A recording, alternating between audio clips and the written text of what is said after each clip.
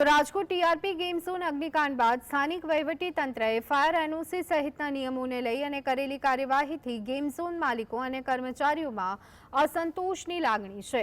અગ્નિકાંડ બાદ શહેરમાં 10 game zone seal કરવામાં આવ્યા છે।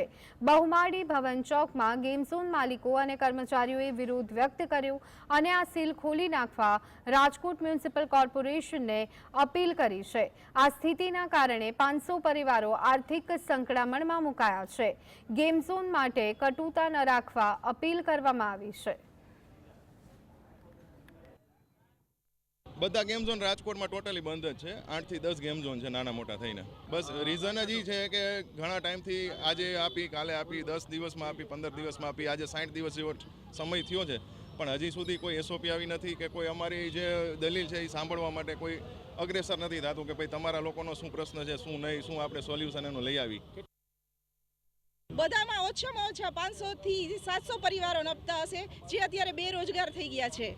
અને આપની હવે માંગણી શું છે? અમારી માંગણી કોર્પોરેશન પાસે એટલી જ છે કે જેની પાસે બધા જ સર્ટિફિકેટો છે એમને તમે સ્ટાર્ટ કરવા દો, અને જેમની પાસે નથી એમની પાસેથી તમે એને ટાઈમ પીરિયડ આપો કે આટલા વખતની અંદર 2 મહિના 3 મહિનાની અંદર તમે બધું સ્ટાર્ટ કરીને એક સ્ટેમ્પ પેપર ઉપર તમે અમારી પાસે એફિડેવિટ કરાવી।